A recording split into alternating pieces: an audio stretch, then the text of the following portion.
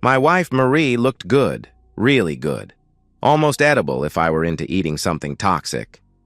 She approached the boardroom in the crowd of sycophants who purported to run the company, Acme Lelotide, although most of the running was so far beneath them that they would reach terminal velocity if they ever deigned to move down to that level of reality. Marie was dressed in an elegantly tailored bespoke suit, the skirt a little shorter and the top a little tighter than most business executives would probably go for, but that was Marie for you. She had shapely legs and a lovely body and used them to her advantage in any and every business meeting. But not for me, her sad, messed-up husband. Not anymore. The group of corpulent men and slim, hard-bodied assistants entered the boardroom and stared at me seated at the far end of the long, highly polished oak table, where the chairman, Mr. Max Collins the Almighty, would normally sit. On one side of me were Dallas and Holmes, on the other was Warburton. Together, we were the ambush party, the gang of four. We were reinforced by Beth, who was taking down every word in shorthand to back up the recording. Her pen was already busy. "Who the hell are you?" demanded Collins, known far and wide for his straight-talking, shoot-from-the-mouth style of management. "My name is Rob Bentley, gentlemen." As she heard my voice, my wife's head whipped around to stare at me. She had been hobnobbing with the marketing director, John Forbes-something or other, and hadn't seen me until that point. She hurried to my side. "Rob, what the hell are you doing here?" "Ah, Mrs. Bentley," I said cheerily. "You're the assistant marketing director, are you not?" After a long moment as she tried to work out what was going on, she said, "Of course I am. You know that. Now you need to leave, right now." "Why don't you take a seat, Mrs. Bentley? Although why an assistant marketing director is needed for a board meeting, I don't really understand. I would have thought you would be busy working, rather than taking an extraordinarily long lunch and then being involved in a meeting with the members of the board." "Rob," she hissed, "you're embarrassing me. You need to get out of here right now." "I think I'm much too late to embarrass you, Mrs. Bentley, and I need to be right here, right now. So take a seat, and let's see how the cards fall in this game. Rob, we can talk later at home. Now get out." She had been using a hissing whisper up until that point. Her last words rose dramatically in pitch and volume. Collins chipped in again. "Someone call security and get rid of these jerks, and tell them someone is going to be looking for a job as soon as I discover who let them in." Warburton spoke up. "An extraordinary meeting of shareholders is now in session, gentlemen. Security is aware of our presence and our right to be here." "Who the hell are you?" demanded Collins.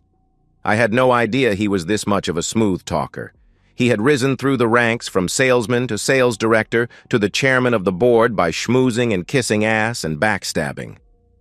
I'm not sure how he could have reached his position using such language. He must have let himself go a little. The size of his belly showed it wasn't the only thing he had let go. "Horace Warburton, senior partner of Warburton and Holmes." "Who the hell are they?" Collins was on a roll here. "The company auditors." "And you're here because why?" "I am here to ensure the extraordinary shareholders meeting is held in accordance with all the rules and regulations of the Companies Act as amended in 2006 and 2013. Look, I don't know who you jokers are, but whatever you're trying to sell, I'm not buying. So bug off. Get out of my building. I would remind you, Mr. Collins, that the building is owned by the company, which is in turn owned by the shareholders. I own the shareholders. Now get out, whoever you are, and stop that woman from writing things down." Beth looked up and gave him a sweet smile. Damn. Beth was so pretty, and when she smiled, "Down, boy! Not the time!" Then she poked her black-framed glasses further up her nose again, pushed an errant lock of her dark blonde hair back behind her ear, and my stomach flipped. Man, she was pretty. And those lips. She scribbled busily as Piper, the CFO, piped up. "Shareholders' meetings require notification and take place in a venue that allows all to attend if they wish." "This is an extraordinary shareholders' meeting, Mr. Piper. Beth, could you check to see if I mentioned that before? Yes, Mr. Warburton. You said an extraordinary meeting of shareholders is now in session, to which Mr. Collins replied, "Who the hell are you?" Wow, I loved it when Beth swore. As in, take me now. Okay. I had never heard her actually say that except in my fevered imagination. Although when she said it to other guys, it was pretty neat as well. I smiled at her. She smiled back. Did I mention I love that smile? Notices were sent out 2 days ago, gentlemen, as required. That's nonsense, said Crisp, the company secretary. I haven't received any notification of any such thing, and I would be the first to know. And yet our records show that the notification by email was received and acknowledged as read. Not by me, it wasn't, he stated smugly. Apparently you haven't been here for 2 days. I believe you've been on a team-building exercise. Strange that that would take place midweek, but you make the policies. I make the policies, averred Collins, and you can bug off. If I say it happens midweek, then that's how it is. Of course you're right, said Warburton smoothly. My audit clerks are going through those accounts and receipts for the team-building days right now. I couldn't help chipping in. Ooh, have you been a bad putty cat? Fortune, Collins said. Get down there and sort it out. I'm not having any jerk wandering off the street and looking through our financial papers. I noticed Charlie Fortune, the chief financial officer, looked a little pale. You all right, Charlie? You look a little under the weather. I'm sure the team-building exercise was all above board and not just some excuse to stay in a 5-star hotel so you could all get angry and make love with your assistants. Rob! Dallas put his hand on my arm. What? I protested. I said I was sure it wasn't an excuse to do that. He gave me an old-fashioned look. Well, as the legal mind of the Gang of Four, he had every right to. Mr. Collins, said Warburton. His smooth method of delivery reminded me of the character Kobayashi in The Usual Suspects. Smooth and always just the right answer. You might want to keep Mr. Fortune on hand for the meeting. According to the share register, he owns significant shares and may wish to vote. He votes how I tell him to vote, stated Collins with no fear of contradiction. The board members and their assistants were all still gathered around the far end of the table. Gentlemen, Warburton said, please have a seat so we can get to the first order of business on the agenda. There is no agenda, shouted Collins. I have the agenda right here, I said, pushing a piece of paper forward, glad now Beth had talked me out of writing it in purple crayon, which had been my first instinct, this place being such a joke. I didn't get an agenda. This meeting is not valid or legal, protested Crisp. I nodded to Beth. She pulled her phone out of some magical place on her magical body. It had to have been magical, because the clothes she was wearing looked like she'd been dipped in liquid silk. They fit that closely. And they certainly didn't have any pockets or place to hide a phone. I would have known. Hey, I'm allowed to look, she murmured into the phone, then made it disappear and nodded to us. Collins was still muttering and threatening to have us thrown out, but I noticed the urgency had gone out of his dire warnings. A minute later, a young man in an expensive suit appeared carrying a laptop. Ah, Clark, if you would open it, Mr. Crisp will enter his password. The man opened it and put it in front of the skinny company secretary, who stared at it, stretched a hand out to the keyboard, and then paused. Mr. Crisp, said Dallas, I suggest you do not try to do anything silly. Mr. Clark would be forced to prevent that from happening, which could be unfortunate. Everybody in the room was abruptly aware that Mr. Clark was suddenly a lot more threatening than an audit clerk should seem, all without moving a muscle, which was quite frankly awesome. Crisp entered his password and opened his emails. When he went a little grayer and began to sweat, I knew he'd found the notice. The notification was also posted on the company bulletin board as required and in the national newspapers, none of which was completely necessary as we also have written agreement to short notice. Okay, the email was bogus. A friend of mine had done some jaggery pokey on it and managed to make the date and time appear to be 2 days ago instead of 2 hours, and to also make it seem to have been read and acknowledged. Don't ask me how, I just have friends. But the notice board thing was correct, as was the newspaper notice.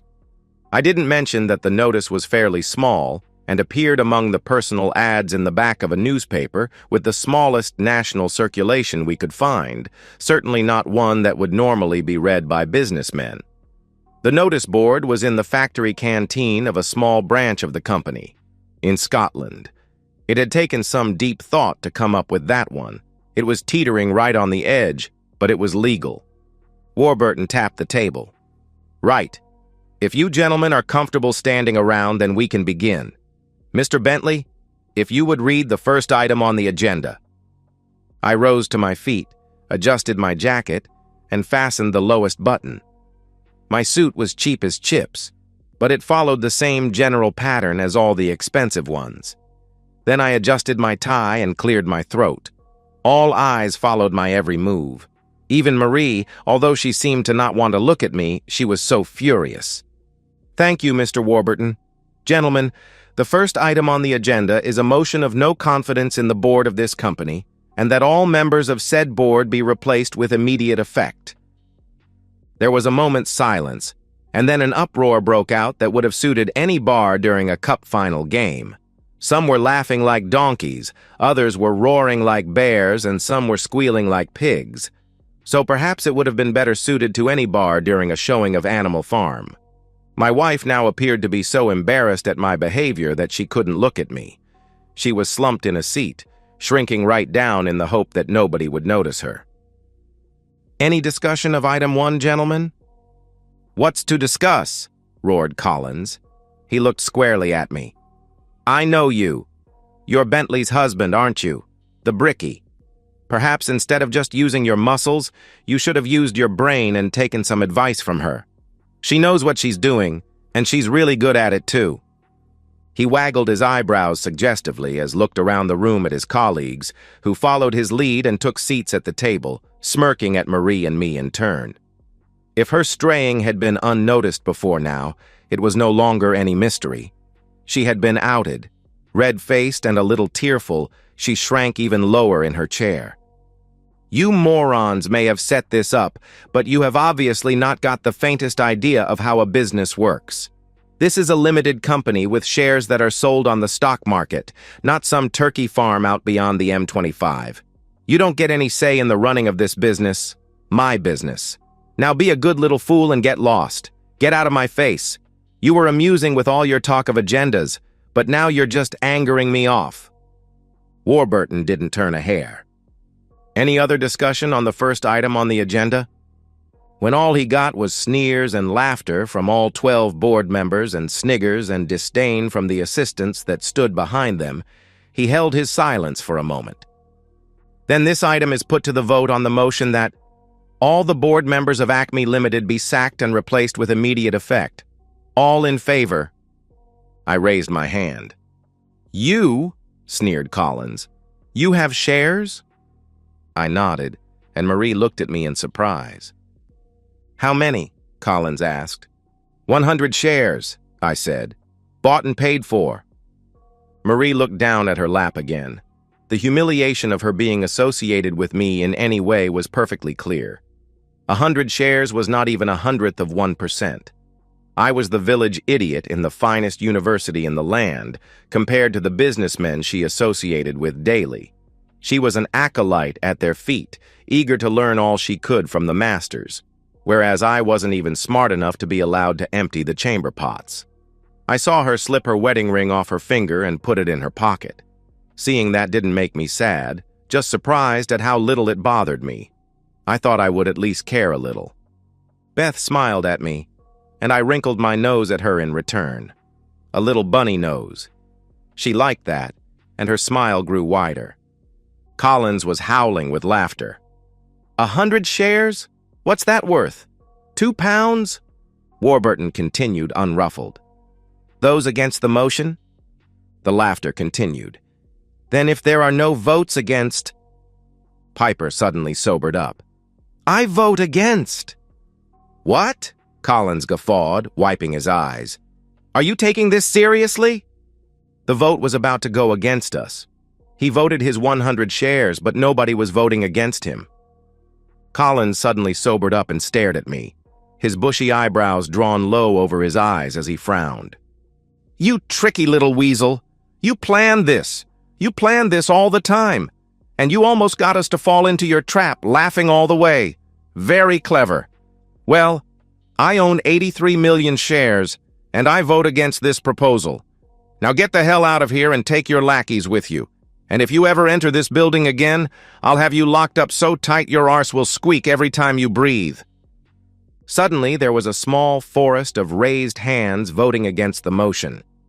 Things were not looking so good for the away team. Warburton noted down each vote against the proposal, checking them against the share register to see how many shares each of them possessed. "That is a total of just under 242 million shares against the proposal. 27.62% of all shares issued vote against the proposal. The proposal is accepted." "Get out of my building, you little piece of—" "What do you mean accepted?" Crisp was standing and shouting at Warburton. "Wait, what?" gasped Collins. "I thought he meant rejected." "No, Mr. Collins. My meaning was clear. I meant accepted. The motion has passed." The hubbub now was full of protest and denial, rather than laughter and hooting and that other monkey stuff they had been doing up until now. "Look, Warrington, or whatever your name is, you can't cheat these things. You saying something is so doesn't just make it happen." "Of course it doesn't, Mr. Collins. I am as trained in business procedure as, well, actually more than any of you. I know exactly what I am saying." "Okay, then say it in plain English, because right now, you're talking out of your back." "Mr. Collins, the numbers are very simple. 27.62% of the shares, those owned by the people at this table, voted to reject the motion. 58.98% of the shares voted to accept the motion. Therefore, the motion is passed. I don't understand how to make it any clearer." "What?" asked Collins. "How do you get 58% out of 100 shares?" "You don't, Mr. Collins. You don't even get 1% out of 100 shares. How could you? This is a public company, traded on the stock exchange, as you said. There are almost 1 billion shares all told. So where does the 58% come from?" I stood up again. "It comes from proxies, which give me the right to vote their shares. And I vote to throw the lot of you perverted thieving hogs out on the street, which I just did." Marie was now staring at me with wide eyes. How the hell did I know about things like proxies? I was a builder, not a financier. Where would I have even heard the word? Collins was staring at me, wide-eyed. "You don't have that many proxies, you can't. It's impossible." "Ah, but I do, Collins. I simply asked for them and they gave them to me. For this one meeting. For one day. That would have cost you millions." "No. Just finding the right people to talk to. And most of them really don't like you." It had taken weeks to do it. Ever since the moment, I had overheard 2 of the board members talking in the executive toilets while I had been up in the ceiling trying to find the source of a leak. Marie had arranged the job as a fob to her feelings of guilt, I think. "That Bentley woman is so fine." One of them, I think it was Murray, sales director. Only one Bentley in my town had that reputation, so I knew who they were talking about. Of course, the fact that she was working 1 floor down might have given it away as well. "You think Collins is going to share her ass on the team building this time?" asked the other. "I think it might have been Marie's immediate boss. He likes to have her tucked under his wing where he can pork her to his heart's content. Although it's been over 2 years now, so he may have gotten tired of her body by now. Perhaps he'll share this year.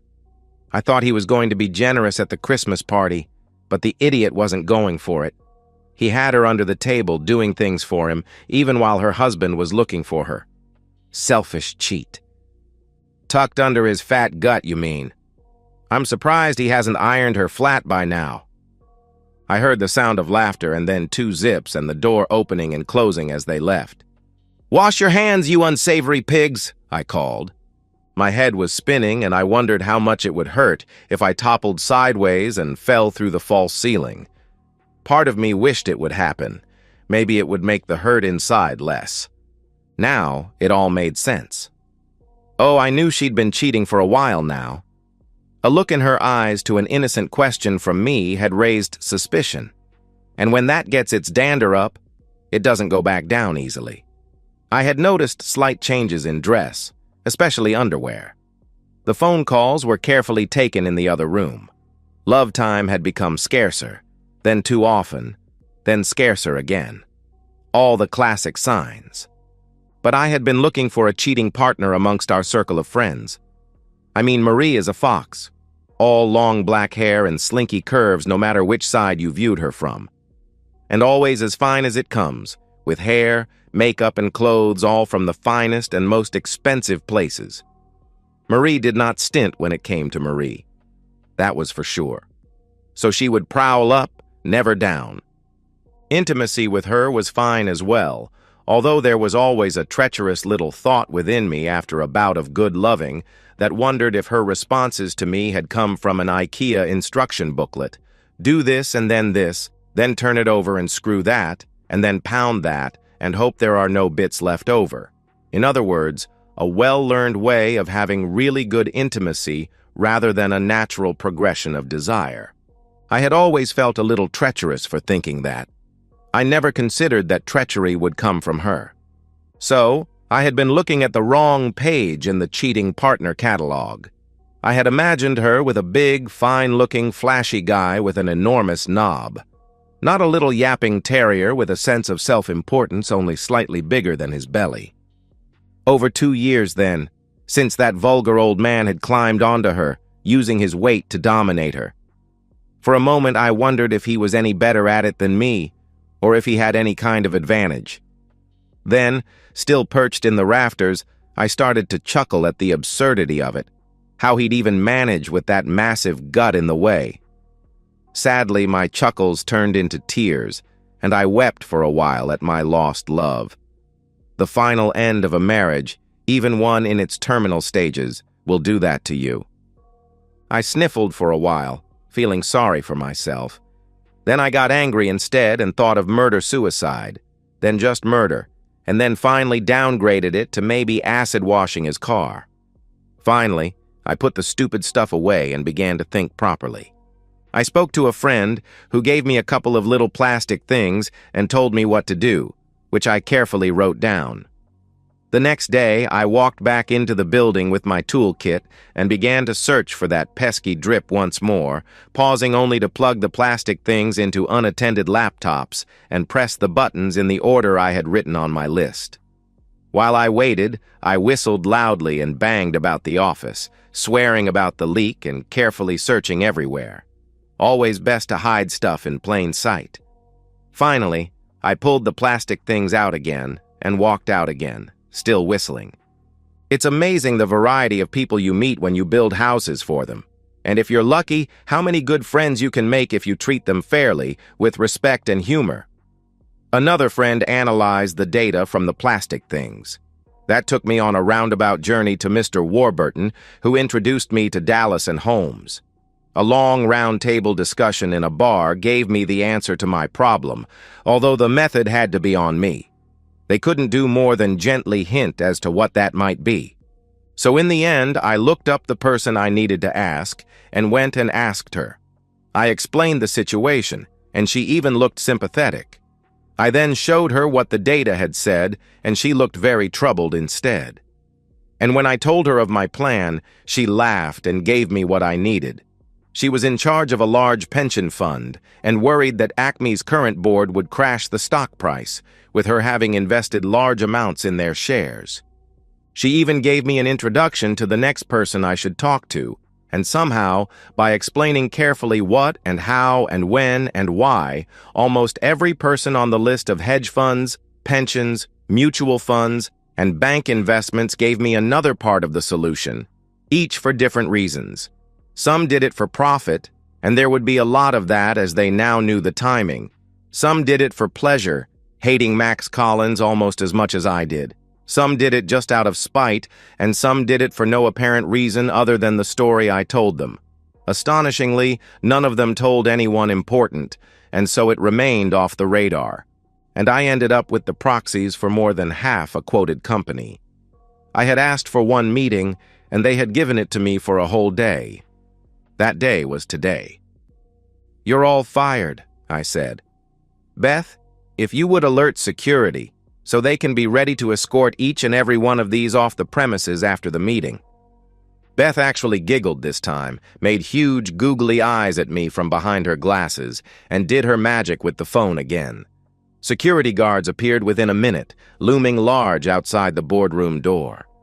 Nobody said a word, apart from a panicked whisper now and again.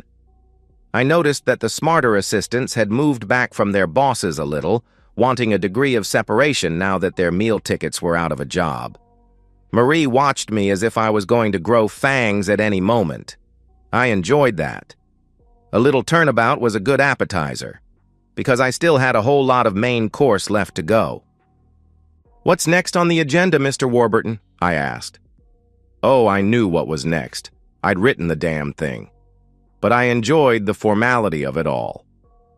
Item 2 on the agenda. A motion that no so-called golden parachutes be offered to any previous members of the board of Acme Limited votes for. I raised my hand with a huge smile. Votes against? The little forest of hands grew again. Motion accepted. You can't do that. I have a contract. Crisp was getting daring in his desperation. Normally he crept around, head down and hands clasped as if praying. Except what he was actually doing was praying. On the younger men in the company, either bribing or coercing them for favors. The little plastic things had also discovered that, from a couple of complaints that had been brought against him by desperate staff members, but later dismissed as mischief complaints by the board. You do indeed, Crispy, you nasty little jock rash, you. However, your contract, like everyone else's, depends on the profit ratios over the previous years. Isn't that right, Charlie? Fortune nodded. The profit ratio is in line with our targets, so there will be no problem fulfilling our contracted aims. Except if somebody has been fiddling the books. Isn't that right as well, Charlie? Fiddling the depreciation figures? Charlie's face went so white as to be almost transparent. That's right, not knocking depreciation off plant and machinery, vehicles, even buildings, ready to load it into the next year. Oh, Charlie. Cheating the tax man while trying to sell the company out from under the shareholders for very personal gain. Tut. Naughty board members. The naughty board members all sprang to deny that they were personally involved, especially when Mr. Dallas introduced himself as senior counsel for Her Majesty's Customs and Excise. The taxman does not cometh, he's here. Happily, as does any man righteously worthy in his own job, Dallas told them all that they were under investigation, and any indication that one or two of them might wish to leave for fonder climes would be frowned upon severely, and result in their immediate incarceration while investigations continued. It seemed that not only were the books being audited by Warburton's enthusiastic young men and women, but they were also under the microscope by Dallas's older and grayer but equally diligent bloodhounds, and we all know what the taxman's like when he wants to have a really good close look at you. Item 3, continued Warburton, when the fuss and excitement had died down to gloom and despondency. Motion that the shareholders appoint Mr. Holmes and his partnership to investigate and criminally prosecute any malfeasance, malpractice, embezzlement, and self-enrichment at a cost to the shareholders. As an aside to me, he said, Rob, you know malfeasance only applies to public officials. Yeah, but it's such a good word, I said. Most people have never heard of it, so I thought I'd sling it in there and see if it hits anything. Warburton almost smiled at that, but auditors do not smile. I think it's because they have to deal with taxmen so often. Votes for the motion? I raised my hand dutifully. Votes against? Only half of them bothered to raise a hand. The motion is carried. Holmes stood up. Thank you, Mr. Warburton. My name is John Holmes of Hudson, Watson and Holmes, and I am as of now acting as legal counsel for the corporation until a new board is put in place. I and my investigators will be examining every piece of paper, every single bit of data, and every member of staff to establish what levels of theft, embezzlement, fraud, and malfeasance. He nodded to me, and I gave a little bow in return. Malfeasance have occurred in this company. The company will then press for criminal prosecution for every occurrence that has taken place above the value of one paperclip. Witness testimony to such practices will be taken favorably into account. Please, do not hurt yourself in the rush to my offices on the second floor where such interviews will take place. He sat down again, and Warburton picked up the agenda again. Oh, come on, Rob. I can't say this. You want this put into the public record? Seriously? I nodded firmly. He sighed. Very well. The motion is that the board members will apologize personally, individually, and collectively to Mr. Bentley for having an affair with his wife, individually, in gangs and in trains, over the last 2 years. That Mrs. Bentley will have a full medical examination for every virus, bacteria, parasite, and... what's that word? I leaned over and looked. Toadstool. Seriously? And toadstool growing there with the aim to have them expunged. This to happen before she takes up her new duties as chairman of the board. Votes for? My hand shot up enthusiastically as I looked at Marie. Her mouth was open and she kept licking her lips as if her mouth was really, really dry. It wasn't pretty. Her eyes seemed to have sunk and dulled, darting everywhere but at me. Her shoulders were hunched in on herself and her arms were crossed over her chest. Clearly she expected someone to take a swing at her. Not me. I wouldn't touch her, not even with my worst enemy's dick, never mind a barge pole. A few people said they were sorry. Collectively, you morons. That means all together. Now 1, 2, 3. We're sorry, Mr. Bentley. No. There are some in the back who aren't putting an effort into it. Come on, I want enthusiasm. It was so surreal I almost let myself collapse with laughter. Here were these captains of industry, giants among giants, the business elite, all chanting like second-year school children how sorry they were that they had all an affair with my wife. I made the mistake of looking at Beth, who was giggling hopelessly with her back to the choristers, her fist pressed against her mouth to try and stifle the noise. I had to end this travesty. Okay, last try. Now everyone, I want feeling, I want rhythm, I want rhyme, I want volume set at 11. Jazz hands wouldn't hurt either. At that, Beth started to hiccup.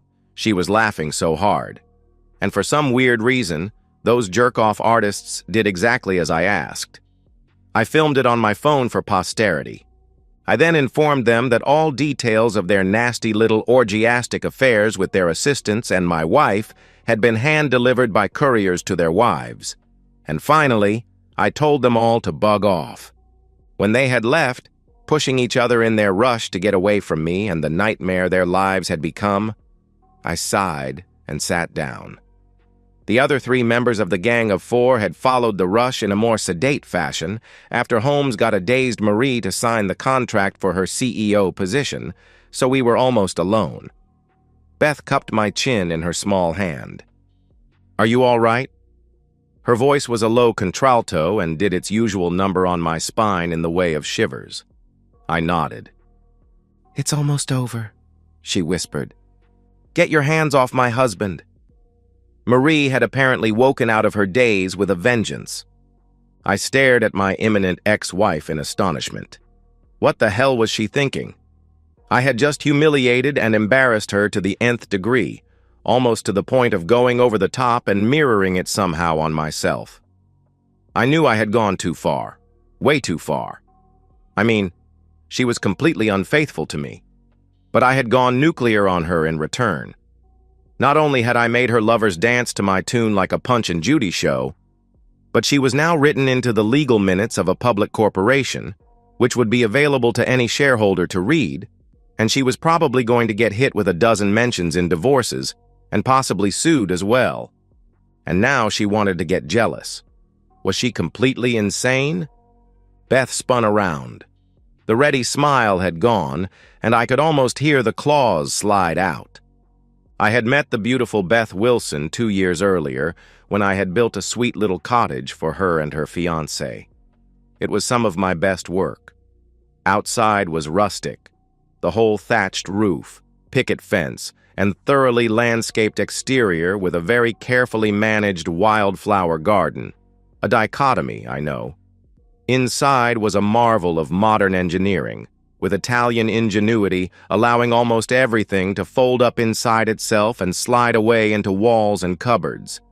Beth was a short arse, so there were steps built in all over the kitchen, and any other place there was a high cupboard. They all folded in and around and up and away as well. Half the time I expected the stuff to disappear up its own arse.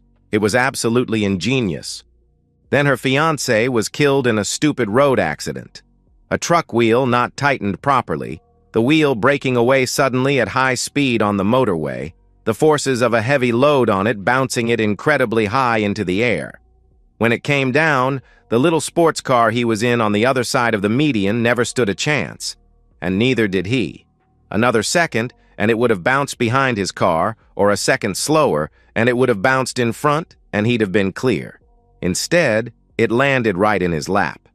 And the wheel of an 18-wheeler is a big mother. Very big. I went to the funeral, and later when she had calmed slightly, offered to finish the cottage at no cost, and then to sell it for her if she wanted it that way. Instead, in her grief, she decided to finish and live in it, almost as a monument to her lost love. She was there almost every day, working through her loss. Of course, I was also there, and I helped where I could. Gradually, her plans changed, wanting to make the cottage more of a home than the show house it had originally been designed as, a house that would reflect the style they felt they had, rather than the comfort they felt with each other. So we would discuss, redesign, improvise, start over, argue, sulk, and apologize, and then redesign it all again. Over the 6 months it took to finally complete the house to an astonishingly high degree of finish, we became really good friends. No more than that, but no less either. She would tell me her plans to go back to university and finish her degree before heading out into the wide world of medicine, and I would respond by telling her my dreams of buying a boat and slowly heading out into the wide world of, well, the wide world, sailing around, living in various places on a whim. So, of course, when I first suspected that Marie was cheating on me, she was the second person to know, and in the same way, I helped her get through her grief. She helped me through mine. She was a shoulder to cry on, someone to vent my anger with, and someone to talk sense into me when I wanted to stab my wife in the face, always there when I needed her most. So, of course, like the idiot I am, as time went by with no resolution of my constant, almost certain but never proven suspicions of my wife's infidelity, I fell out of love with Marie and later fell into love with Beth. They were complete contrasts, and that probably made it easier for me to some degree. Where Marie was tall and slim and sophisticated, Beth was short, really short, and curvy and bubbling with laughter. Marie had long dark hair and blue eyes. Beth had short blonde hair and brown eyes. Marie had a drive to succeed in everything, while Beth had the drive to enjoy life to the full. Marie was manipulative. Beth was a companion. Marie was a cheating woman who, it seemed, was happy to have intimacy with anyone and everyone on her way to the top, while I had, as far as I could tell, been the only constant man in Beth's life since her fiancé died.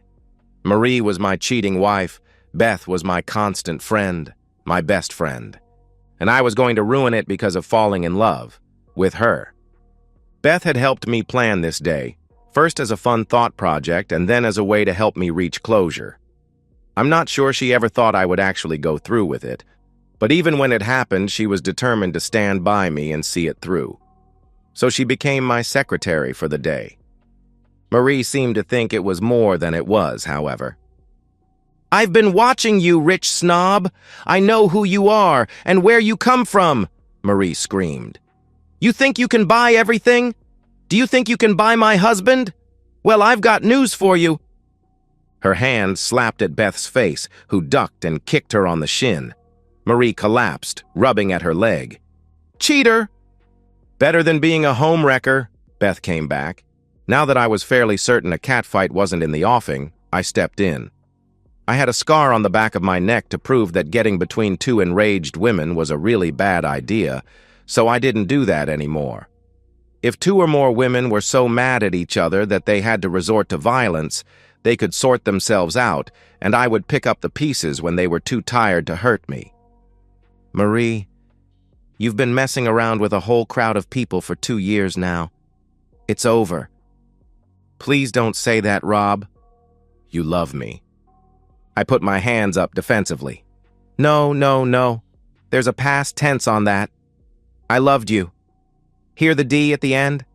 But you took it out of me. So now I don't. "Oh, please," she said. "You made me chairman. You gave me the best gift ever. Of course you love me. And I'll never cheat again. Ever." "I give her a week. At the outside," said Beth in an aside to me. I had to agree.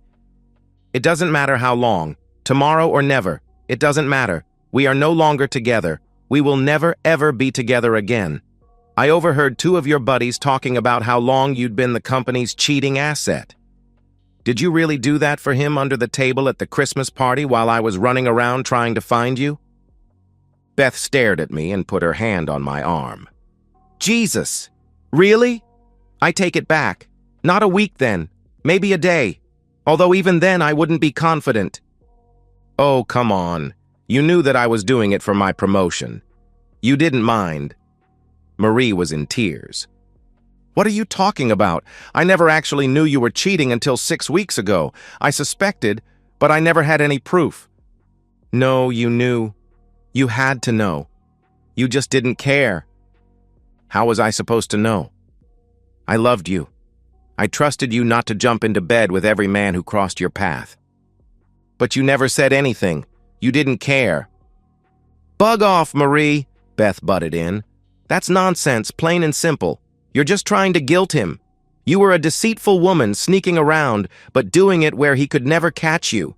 You did it in your world, a world where he couldn't easily go. He didn't know anything, and that doesn't make him stupid. It just makes you a really sneaky, cheating woman." Says the wealthy snob who couldn't accept her fiancé died and so had to go out and find a replacement, even a second-hand one. All those little changes that just had to be made in that wedding cake house of yours. You tried to hog-tie him with cash. Face it. Beth stared at me, tears in her eyes. "I never. That wasn't it. I didn't." "Yep. You didn't tell him you were Little Miss Diamonds and Pearls from a golden family? Why not? Afraid he'd see through you?" Beth turned, and I just knew she was going to run. And if she ran, I might never get her back. I grabbed her hand, swung her in, and held her to me. "Hey," I whispered as she sobbed against my chest. "She's looking for a weakness to try and split us up and break our friendship apart. It's not going to happen. I don't care whether you have a couple of quid or not. I really don't. You are my best friend. But this is what she does. It's who she is. She manipulates reality. Why do you think I could never prove her infidelity? She could spin anyone around and get them to believe black was white." I turned back to Marie, who was watching us with triumph in her eyes. "Marie, you had better shut that big trap of yours right now, or the next words out of it will be, 'Do you want fries with that?' I gave you that CEO position, but if you don't shut up right now, I swear I will take it away from you again. Hell, I'll give it to Beth instead. She's a great little organizer." I said that Beth was short. She's 5'0" in her shoes. So when she looks up at me, she really does that. And now she was looking up at me with alarm behind the tears. She wanted that position no more than I did. Marie finally heard the truth in my voice. She didn't want to lose the position of chairman and knew that I had the proxies for the whole day. I could call everyone back and simply change the agenda so she was fired along with the rest of them. "Why did you give me the position if you hate me?" "Marie, I don't hate you. I did, but I don't hate you anymore. I used to love you, but I don't feel that anymore either. Do you want to know why you got the job? Let me tell you. 6 weeks ago, when I started planning this day out, I thought about us divorced. If you got fired, I would have to pay you alimony. I would have to pay you so that you could mess around and exercise your body to your heart's content. I would end up paying you so you could do that. I couldn't accept that. So I decided if I promoted you, maybe you would end up paying me instead.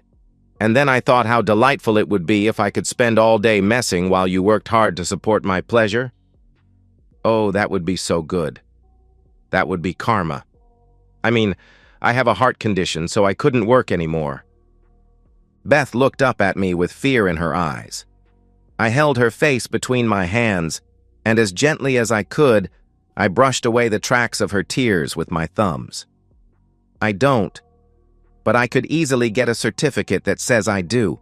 I have friends in many strange places. She threw her arms around me, weeping. I'm sorry, she said in a muffled voice, with her face buried against my chest, but I don't want to be your best friend anymore. Ha, said Marie. I shot her a look with so much venom in it that she actually moved back a few feet. I waved a hand at her and she retreated to the other side of the room. Really? I asked Beth. She nodded, and I felt my body just sag and my arms drop to my sides. I felt so tired. I was so tired of my emotions just driving me from place to place, with hope and fear mixing like oil and water and never quite making it. I'm so sorry, I said. I never meant to fall in love with you. I just wanted you to be my best friend. It just happened. I'm so sorry I ruined everything. She was staring up at me, her brown eyes huge. You fell in love with me? Yes, of course. And I'm sorry that it ruined our friendship. You fell in love with me? She asked again. Hell, it seemed I had overstepped the mark in a big way. I should have just kept it contained. I nodded, feeling a main course of misery with a nice big side order of creeping loneliness. Why did she keep asking me the same question? I don't want to be your best friend, she said carefully, and I nodded my acceptance of that fact. I want to be your best love, your best life, your best wife. And okay, your best friend as well, but the others first. Huh? I couldn't seem to place what she said in the right order. Rob Bentley, will you marry me? Okay, but you have to get on your knee to ask first. Not a very funny comeback, but if we were going to joke around, it would have to do. I was too drained to get really cute. She got down on one knee. Rob, will you marry me? Can't hear you now. You'll have to come closer again. I tried to smile, but joking about marriage wasn't in the best of taste in my book. Not right then, maybe later. She got to her feet, and the next thing I knew, her arms were around my neck. I stumbled backward a few paces. I am going to ask you one last time, Rob. Just once more. I mean it. Almost. Maybe. Now listen, and listen well. I love you, and you said you love me. So will you marry me? You're not joking? I asked. No, of course not. What? You think I ask guys to marry me for a joke? Why would you think that? I'm not very lucky, I replied. Well, say yes, and I promise you'll get very lucky as soon as I can get you back to the house. Yes, I replied. She kissed me then for the first time, knocking her glasses askew in her passion. I know, everything was screwed up, and in the wrong order. I didn't care. She tasted sunlight, roses, vanilla, autumn mists, warm sand at the beach, chocolate, everything that was ever good in my sad, messed-up life. Ha! I knew it! Came a muted screech from the far side of the boardroom. Bug off, Marie, Beth and I said at the same time, and she did. So maybe I wasn't so unlucky after all. And so, we've reached the end of today's story. Was it what you expected, or did it take a twist you didn't see coming? I'm curious to hear your thoughts. Share them in the comments below, and let's get a conversation going. If this story kept you hooked, make sure to hit that like button. And if you're new here or just haven't subscribed yet, now's the perfect time to join our community. I bring you fresh, captivating stories every day, so click that subscribe button and turn on notifications so you never miss out. Thanks for watching, and I'll see you in the next one.